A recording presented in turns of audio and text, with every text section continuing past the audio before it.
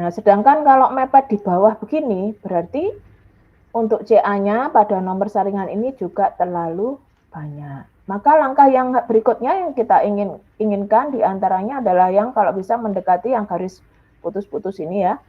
Nah, ini kita buat karena ini mengindikasikan terlalu banyak agregat halus, maka fine agregatnya bisa dikurangi. Kalau di sini posisinya 52,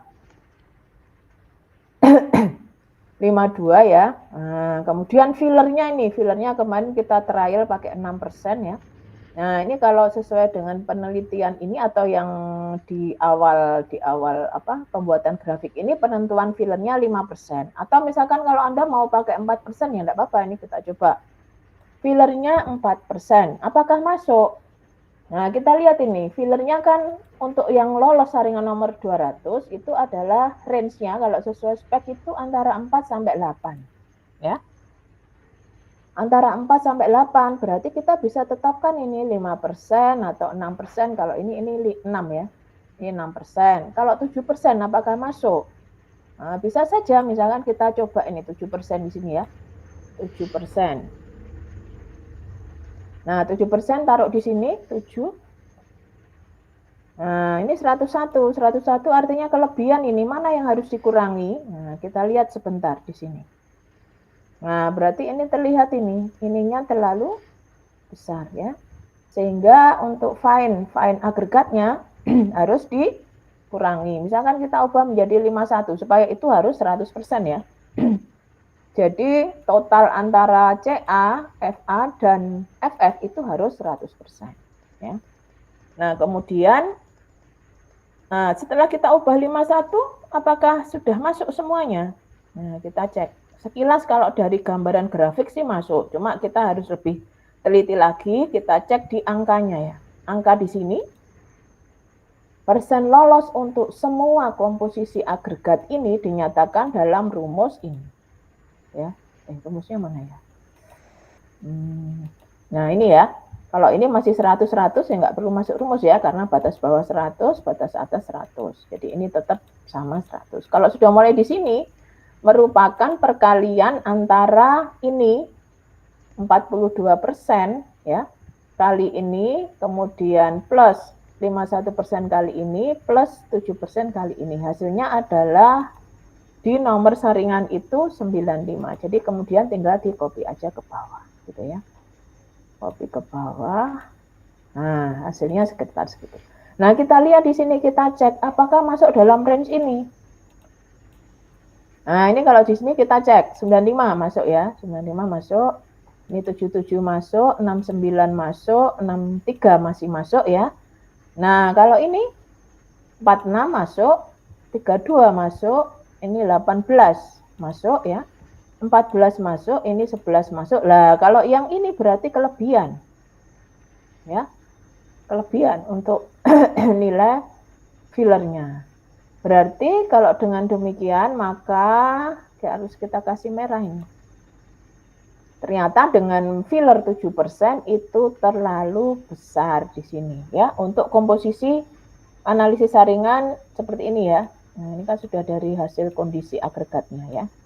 Nah, kemudian kalau seperti itu berarti bagaimana langkah kita selanjutnya? Ya, ini dikurangi aja. Fillernya ternyata 7% kok kebanyakan. Ini kita kurangi jadi 6 misalkan. Misalkan jadi 6. Nah, kalau 6 masih 99, mana yang harus kita tambahkan? Ya. Nah, kalau ini 7,78 sudah masuk ya, sudah masuk kriteria. Nah, kita lihat sekilas nih gambarnya kalau seperti ini. Berarti yang terlalu halus tadi terlalu banyak mepet ke atas ya. Nah, sehingga harus kita tambahkan di sini. Kalau misalkan kita ubah dari 42 ke 43, bagaimana pengaruhnya? Nah, ini sudah 100%, sudah oke. Lah, kemudian kita tinjau di sini. Sekilas grafiknya seperti ini, masuk ya, masuk semua di dalam amplop. Cuma kita cek angka-angka di sini. Ini aman, masuk, ini 68 masuk, 62 masuk, 45 masuk, 31, 55 masuk, ini 17 masuk, 13 masuk, 10 masuk, dan 7,78 masuk. Berarti sudah aman semuanya ya. Nah, sementara kita anggap inilah yang paling optimal untuk komposisi yang kita buat pagi ini ya. Kalau pengen penasaran ya Anda nanti bisa coba-coba lagi, pengen yang lebih mendekati sini juga nanti diupayakan, bisa nanti diotak-atik nilai-nilai yang di sini ya. Yang penting ini dicek sama gambarnya. Nah, sementara kita anggap ini paling optimal. Nah, kemudian bagaimana implikasinya ke arah campuran, komposisi campuran, tadi dimasukkan rumus PB tadi ya. Nah, kalau rumus PB tadi dimasukkan di sini ya. Nah, ke PB tadi rumusnya 0,035 kali persentase CA. Kalau persentase CA dalam hal ini untuk komposisi yang kita buat hari ini adalah sebesar CA 43 ya. Kita ubah aja 43 sesuai dengan ini trial hari ini.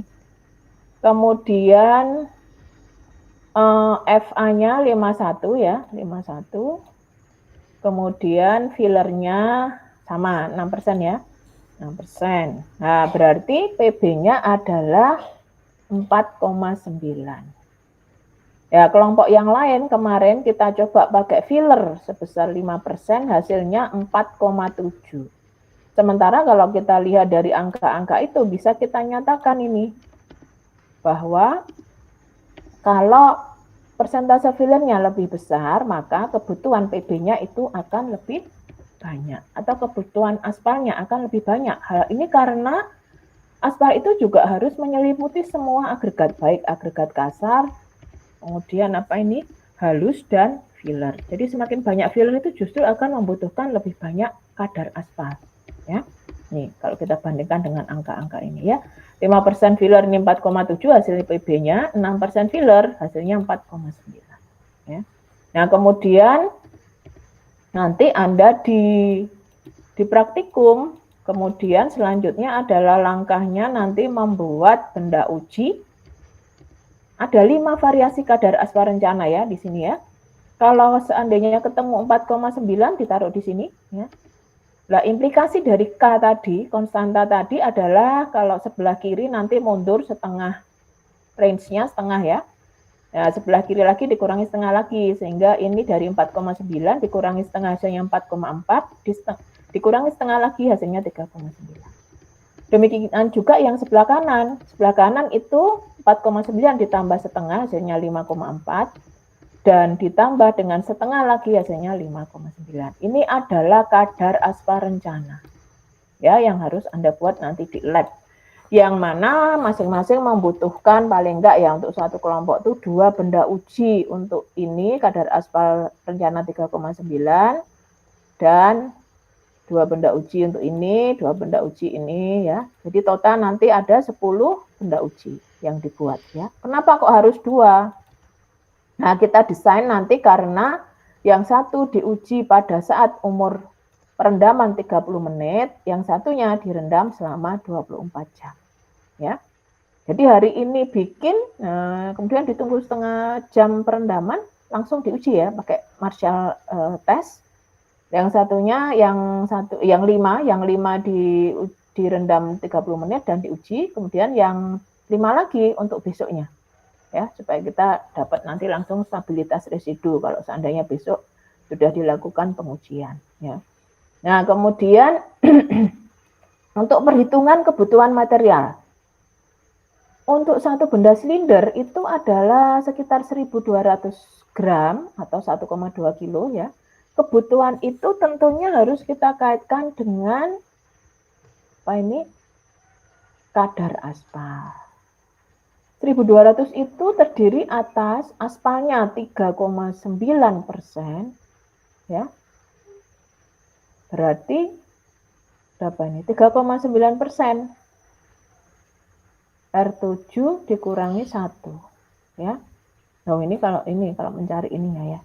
Kalau ini rumusnya berarti berapa berat aspalnya dalam hal ini dikalikan dengan 1.200. Jadi persen kadar aspalnya kan 3,9 dikali 1.200, maka aspal yang dibutuhkan adalah sekitar 47 ya.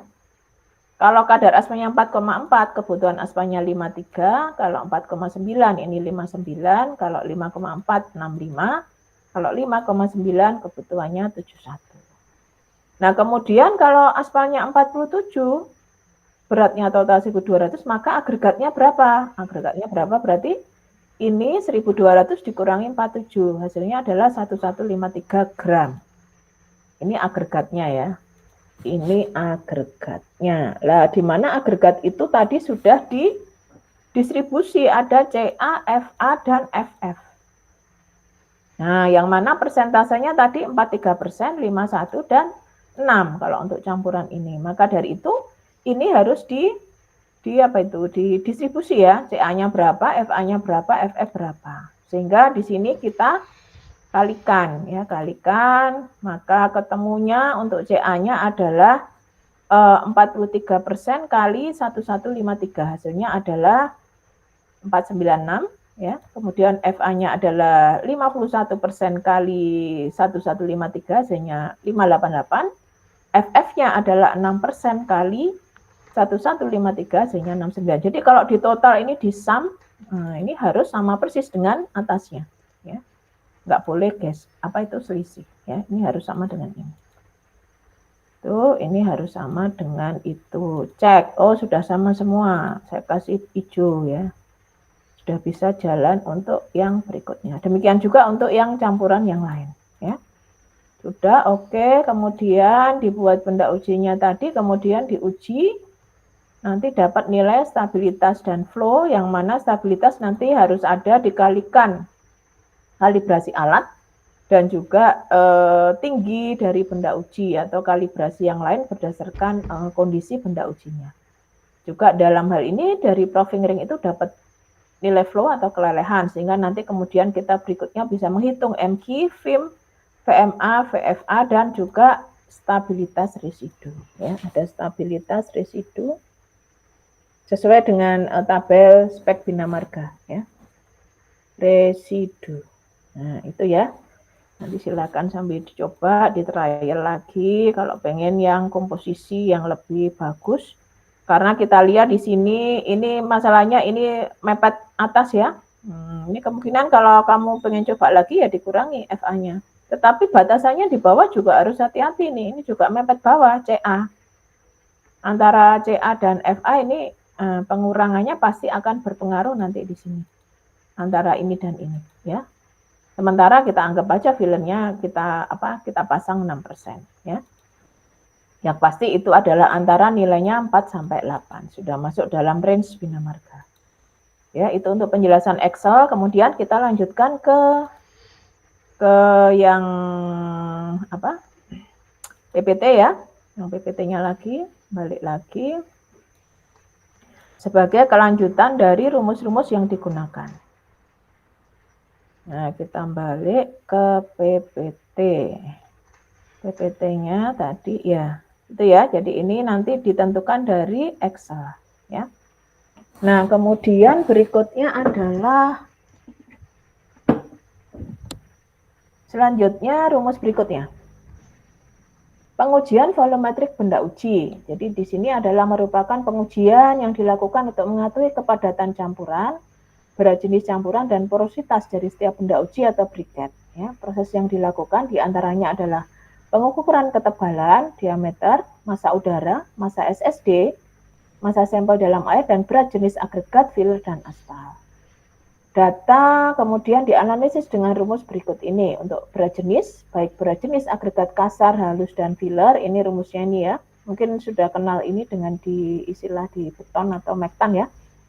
Berat jenis curah kering A dibagi B min C, berat jenis kering permukaan SSD sama dengan B dibagi B min C, berat jenis semu atau apparent sama dengan A dibagi A min C, kemudian penyerapan airnya untuk agregat kasar adalah B min A dibagi A kali 100%, yang mana A adalah berat benda uji kering oven, B adalah berat benda uji kering permukaan jenuh, C adalah berat benda uji kering permukaan jenuh dalam air. Nah, kemudian untuk berat jenis agregat halus dan filler, rumusnya adalah berat jenis curah kering bak adalah A dibagi B plus S min C, berat jenis kering permukaan adalah S dibagi B plus S min C, kemudian berat jenis semu adalah A dibagi B plus A min C, kemudian penyerapan untuk agregat halus dan filler adalah S min A dibagi A kali 100%, yang mana dalam hal ini untuk S adalah berat benda uji kondisi jenuh kering permukaan sebesar 500 gram yang digunakan ya. Kemudian A berat benda uji kering oven, B adalah berat piknometer yang berisi air, C adalah berat piknometer dengan benda uji dan air sampai batas pembacaan dalam gram. Untuk berat jenis bak gabungan rumusnya ini, dan berat jenis aperen gabungan adalah ini, nanti silakan diaplikasikan. Kemudian berat jenis efektif adalah rumusnya U plus APP dibagi 2. Selanjutnya, setelah diketahui berat jenis masing-masing agregat dan filler tadi, kemudian kita menguji berat benda ujinya tadi, ujinya mencakup melihat dari jarum ya untuk nilai stabilitas dan flow. Dalam hal ini keperluannya adalah untuk nilai stabilitas sangat penting untuk memastikan kualitas dan pengamanan material. Kemudian dalam hal ini ditinjau dengan melihat stabilitas arloji spesimen selama uji Marshall dengan menggunakan kurva kalibrasi proving ring dengan satuan lbs atau kilogram, yang mana untuk faktor koreksi diantaranya juga selain kalibrasi proving ring juga faktor koreksi yang dipengaruhi oleh ketebalan spesimen supaya hasilnya lebih akurat, yang mana untuk rumus yang digunakan adalah S sama dengan P kali R kali faktor koreksi, dengan S adalah angka stabilitas yang sesungguhnya sesuai dengan yang tertera di mesin itu. Kemudian P adalah kalibrasi proving ring pada 0, maksudnya nilai 0. Q adalah nilai pembacaan arloji stabilitas. Ini maksudnya nilai 0 ini, contohnya kalau alat itu kan biasanya kalau sudah lama nggak dikalibrasi itu agak ada pergeseran gitu ya. Sama dengan timbangan badan kita, kalau misalkan timbangan kita itu sudah agak geser setengah misalkan ya, nggak pada posisi 0. Kalau misalkan kita timbang berat kita 70, ya berarti sesungguhnya yang terjadi adalah 70 dikurangi setengah atau 69,5 kg gitu ya. Jadi ini mesti ada nih kalau alatnya belum dikalibrasi. Tetapi kalau alatnya sudah dikalibrasi ya berarti nggak usah pakai begitu-begitu ya. Kalau memang 0 betulan ya berarti kita bisa anggap bahwa itu sudah tervalidasi ya. Nanti silakan ditanyakan ke Pak Ali mungkin ya, berapa kalibrasi proving ring pada saat Anda masuk di laboratorium. Nah, kemudian untuk kelelean atau flow, ini biasanya dipengaruhi oleh kadar viskositas aspal atau kekentalan aspal, kualitas agregat yang digunakan, volume, temperatur fluida. Fluida itu maksudnya apa ya? Cairan ya. Dianggap bahwa di dalam suatu campuran aspal itu terjadi yang namanya aliran aspal ya. Aliran aspal yang mana diakibatkan dari kondisi pembebanan lalu lintas. Nanti mungkin aja aspalnya itu akan semakin turun ya, turun mengisi rongga-rongga di bawahnya, mengisi rongga antar agregat tadi ya. Dalam hal ini viskositas fluida, kualitas agregat, volume dan suhu akan mempengaruhi laju aliran. Nah, dalam hal ini untuk penilaiannya, untuk nilai flow itu apa dampaknya? Dampaknya adalah campuran kalau misalkan stabilitas tinggi dan flow-nya rendah, itu maka nilainya nasib besar ya nanti ya. Nanti akan mengakibatkan campurannya menjadi lebih kaku, yang bisa saja nanti potensinya adalah potensi keretakan akan muncul atau kerusakan yang muncul biasanya berupa retak ya.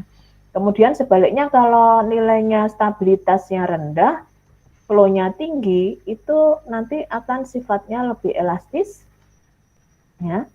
Misalkan kalau masuknya nih elastisitas dan stabilitas tinggi. Kalau misalkan stabilitasnya tinggi, kemudian flow-nya apa nih ya, tinggi juga ya, tinggi, maka akan mudah terjadi yang namanya perubahan bentuk atau deformasi ya. Ketebalan minimum untuk aliran adalah 3 mm, yang mana untuk nilai flow rendah akan lebih mudah retak dibandingkan dengan nilai flow tinggi, akan menghasilkan lapis perkasaan yang plastis dan mudah mengalami perubahan seperti gelombang atau washboarding dan alur. Ini kalau tinjauan terhadap sisi flow. Nah, berikutnya adalah tinjauan terhadap kepadatan. Kepadatan adalah tingkat di mana tingkat kerapatan campuran setelah campuran dipadatkan, semakin tinggi kepadatannya maka sampel semakin baik. Ya. Kemudian apa saja yang mempengaruhi, di antaranya adalah kemiringan campuran. Nah, kemiringan campuran itu kadang-kadang kita pada saat ini ya, compaction itu, nah kalau posisinya agak miring ya nanti agak ini ya, jadi beda tinggi bisa jadi itu terjadi ya, makanya harus posisinya harus tegak lurus, betul-betul dipastikan ini maksudnya seperti itu ya. Karena nanti pasti akan mempengaruhi nilai kepadatan kalau campurannya agak-agak ada kemiringan, beda level elevasi antara sisi kiri dan sisi kanan, itu harus diperhatikan. Kemudian jenis dan kualitas bahan penyusun, faktor pemadatan, kuantitas, suhu bahan, kadar aspal, dan penambahan zat aditif dalam campuran. Nah, kemudian jika membandingkan campuran dengan kepadatan tinggi dengan campuran dengan kepadatan rendah, campuran kepadatan tinggi akan mampu menahan beban lebih besar. Karena kan banyak isinya ya. Banyak isinya sehingga diharapkan lebih kuat, lebih stabil, dan juga lebih kuat menahan beban. Kemudian dalam hal ini kepadatan juga mengaruhi perilaku campuran, yang mana semakin besar kepadatan suatu campuran akan semakin rentan terhadap udara dan air. Dalam hal ini rumus yang digunakan untuk mencari kepadatan adalah G sama dengan C dibagi F, yang mana F sama dengan D min E. G adalah nilai kepadatan dalam gram per cc atau gram per desimeter pangkat 3. C adalah berat kering sebelum direndam dalam gram. D berat benda uji jenuh air. E adalah berat benda uji dalam air. Dan F adalah volume benda uji. Nah, setelah itu kemudian kita tadi sampaikan ada stabilitas flow, kemudian ada film. Film dalam ini adalah dinyatakan dalam persentase rongga yang terdapat dalam total campuran. Hal ini berpengaruh terhadap keawetan perkelasan. Biasanya nilainya kalau di atas 5% akan mengurangi daya tahan lapis perkerasan jalan karena rongga udara yang berlebih dapat menyebabkan terjadinya oksidasi. Oksidasi ini ya, reaksi kimia antara aspal dengan oksigen dan udara ya, diantaranya. Ini bisa mempengaruhi kualitas aspal yang berpotensi terhadap penurunan dari sisi keawetannya. Ya. Dalam hal ini, film adalah persentase rongga udara dalam total campuran setelah pemadatan. Nilai film akan menurun jika kadar aspal lebih tinggi. Kemarin kita sudah sampaikan di grafik kemarin, kalau misalkan kadar aspalnya dari 5, 6, 7, 8, 9, ini mestinya tren grafiknya kalau untuk film ini menurun ya. Karena logikanya kalau aspalnya tambah naik, maka film yang terjadi itu akan semakin menurun karena kan rongga-rongga tadi akan terisi dengan aspal yang ada di dalam campuran. Gitu ya. Film yang lebih tinggi mengakibatkan kelelahan yang lebih cepat dalam bentuk lubang dan retak. Jadi ini kalau filmnya lebih besar daripada persyaratan, ya kemungkinan potensi yang muncul dari kerusakannya adalah bentuk lubang dan retak. Yang nanti kita bahas di pertemuan selanjutnya ya, apa saja jenis kerusakan yang muncul di dalam perkerasan lentur. Nanti di pertemuan berikutnya itu sudah saya share untuk materinya ya. Perhitungan film sama dengan 100 min I min C, B adalah A dibagi 100 plus A kali 100, I adalah B kali G, berat jenis agregat, C adalah 100 min B kali G, dan berat jenis agregat, yang mana A adalah persentase aspal terhadap batuan, B adalah persentase aspal terhadap campuran, G adalah persen rongga terisi aspal, dan I serta J adalah merupakan rumus substitusi kedua ini. Ya. Nah, kemudian untuk VFA, void fill with aspal, atau kadang-kadang di jurnal disebut sebagai VFB, void filled with bitumen, ya, merupakan persentase rongga terisi aspal pada campuran setelah mengalami pemadatan. Kalau VFA terlalu rendah, maka campurannya menjadi kurang kedap air dan udara. Ya, kalau terlalu rendah ini kurang, istilahnya ini kan mungkin diakibatkan oleh kadar aspalnya terlalu rendah ya.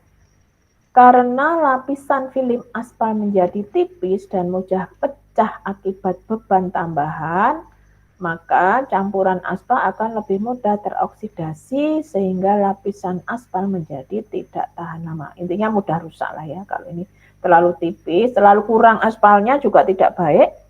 Terlalu banyak aspal juga menimbulkan efek terjadinya kerusakan bleeding ya, atau keluarnya aspal dari campuran perkerasan. Kalau terlalu sedikit aspal itu juga akan kurang, ikatan antar agregat satu dengan lain kurang, dan juga lapisan film aspalnya itu tipis sehingga mudah beroksidasi dan juga mudah pecah akibat beban. Ya. Nilainya diseratkan minimal 65%. Nah, kemudian untuk menunjukkan persentase rongga dalam campuran mengandung aspal, nilainya meningkat seiring dengan meningkatnya kadar aspal hingga batas tertentu. Nah, di sini VFA ini berarti kalau semakin ke kanan, semakin kadar aspalnya naik, ya tentunya akan semakin persentase rongga itu akan seiring dengan meningkatnya kadar aspal. Ya. Artinya kalau semakin ke kanan, kalau kadar aspal tambah baik, berarti kan semakin meningkat juga ini dari sisi nilai volume agregat yang terisi oleh aspal. Semakin banyak aspal yang terikat di dalam suatu agregat. Ya. Kemudian nilai VFA dihitung dengan rumus VFA sama dengan 100 kali I dibagi J. B adalah A dibagi 100 plus A kali 100. I adalah B kali G dibagi berat jenis agregat. J adalah 100 min B kali G dibagi BJ agregat, yang mana A adalah persentase aspal terhadap batuan, B adalah persentase aspal terhadap campuran, G adalah persen rongga terisi aspal, yang mana I dan J merupakan rumus substitusi. Nah, jangan berikutnya adalah VMA. VMA atau Void in Mineral Aggregate ini mengacu pada volume relatif rongga udara di antara partikel aspal yang dipadatkan, termasuk dalamnya volume aspal efektif yang dinyatakan dalam persentase dari total volume. Dalam hal ini dinyatakan untuk volume partikel aspal padat termasuk volume relatif dan aspal efektif dinyatakan sebagai persentase dari volume total. Untuk jumlah rongga udara akan berdampak pada daya tahan dan stabilitas campuran.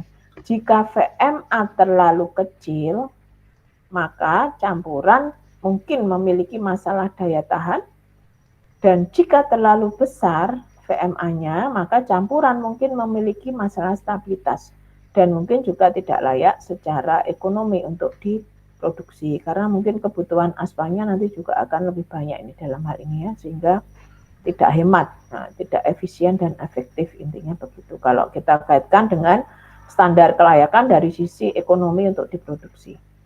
Kemudian VMA ini diukur untuk menentukan stabilitas, fleksibilitas, dan daya tahan campuran, yang mana nilainya adalah sekitar 15%, nyatakan dalam VMA sama dengan 10 min GMB min PS dibagi GSB.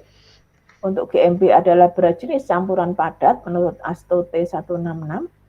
GSB adalah berat jenis curah agregat, kemudian PS adalah persen agregat terhadap berat total campuran. Nah, selanjutnya setelah tadi VMA, VIM, VFA, stabilitas dan flow, yang selanjutnya adalah MQ. MQ di sini adalah Marshall quotient, ya, Marshall quotient atau apa yang bahasanya yaitu perbandingan ya, intinya nanti diukur dari hubungan antara flow dan stabilitas, yang mana rumusnya adalah dinyatakan dalam stabilitas dibagi flow atau S dibagi F. Untuk fleksibilitas yang lebih besar ditunjukkan dengan nilai MQ yang lebih rendah, sedangkan komputasi yang lebih kuat ditunjukkan dengan nilai yang lebih tinggi. Jadi dalam hal ini menunjukkan tingkat kemampuan beradaptasi atau fleksibilitas ya. Fleksibilitas. Jadi kalau kita balik ke yang materi yang lalu itu kan ada beberapa kinerja yang harus ada pada aspal konkret, diantaranya ada stabilitas ya. Stabilitas, fleksibilitas, workabilitas, durabilitas, kemudian apalagi di antara ini flex. Ya, ada sekitar 7 ya, 7 parameter tadi. Nah, di sini untuk menilai fleksibilitas ini di antaranya kita lihat dari nilai MQ-nya nih ya. Yang mana rumusnya S dibagi F. Nah, nilainya biasanya ditunjukkan dengan nilai MQ lebih dari 250. Jadi ini batasnya ya. Tapi kalau kita kaitkan dengan bina marga terbaru itu, kalau kita lihat dari stabilitas dan flow itu antara 200 sampai 400 ya, berarti ini di tengah-tengahnya ya, sekitar 250 kg per milimeter. Nilai di bawah nilai ini dapat menyebabkan bekas roda bidding dan washboarding karena campurannya terlalu fleksibel ya. Nah, ini kalau nilainya di bawah ini dianggap bahwa nilainya campuran itu terlalu fleksibel, jadi mudah berubah bentuk. Misalkan berubah bentuknya itu karena apa? Karena diakibatkan oleh bekas roda, kemudian efek bleeding. Nah, bisa jadi kenapa kok itu rendah? Itu karena flow-nya terlalu besar ya. Jadi terlalu besar yang bisa diakibatkan oleh kadar aspalnya terlalu banyak atau terlalu tinggi ya. Efek bleeding atau keluarnya aspal dari campuran. Kemudian kalau washboarding tadi perubahan bentuk tadi ya, perubahan bentuk ya. Kemudian kebalikannya kalau nilainya di atas harga ini atau nilai 250 kg per milimeter, maka campuran itu sifatnya akan lebih kaku ya, lebih kaku karena stabilitasnya tinggi, flow-nya rendah. Jadi akhirnya potensi kerusakan yang timbul adalah mudah mengalami keretakan ya, keretakan ini ya. Nah, ini ada pernyataan ini untuk nilai di atas ambang batas ini dapat menyebabkan retakan yang lebih mudah dikendalikan. Pengendaliannya bagaimana kira-kira? Kalau jalannya retak ya harus segera diperbaiki ya. Caranya adalah mungkin dikasih disemprot lagi dengan aspal atau dilakukan penambalan di beberapa bagian itu. Akan lebih mudah ya untuk penanganannya. Nah, kemudian untuk mendapatkan nilai MQ tadi rumusnya sudah ya. S adalah stabilitas, F adalah flow, MQ adalah perbandingan antara stabilitas dan flow. Nah, kemudian setelah menganalisis uji Marshall dan menentukan parameternya, maka mulai dibuat diagram hubungan antara kadar aspal dan parameter. Kemarin sudah saya contohkan tuh ya, dari tabel kemudian ada grafik-grafiknya. Kemudian berdasarkan grafik dan perbandingan dengan spek yang disyaratkan, maka bisa ditentukan kadar aspal optimum atau KAO-nya. Dengan cara yang kemarin itu kita cek masuk spek apa tidak, kemudian kita tarik garis yang mana yang memenuhi keseluruhan persyaratan dari spesifikasi bina marga. Nah, ini speknya, ini kita jadikan acuan ya. Kalau untuk masing-masing lapisan ini diperhatikan untuk laston atau aspal konkrit. Nah, ini aspal konkrit ini bayangannya jangan perkerasan beton ya. Di mana itu? Di kelas ini atau di kelas lain ini bayangannya beton. Padahal ini merupakan campuran beraspal yang terdiri atas agregat, aspal, dan filler. Bukan yang perkerasan kaku. Meskipun ada istilah konkrit ini ya. Di jurnal-jurnal luar negeri itu disebut lapisan aspal konkrit misalkan. Kalau di Indonesia, di Sylvia Sudirman disebut sebagai beton aspal, tapi bukan beton itu ya. Jadi pengikatnya adalah aspal. Tetap menggunakan aspal, agregat, dan filler ya. Untuk AC, ada ACWC, ACBC, dan AC base. Di sini ACWC adalah aspal konkrit wiring cost, ACBC adalah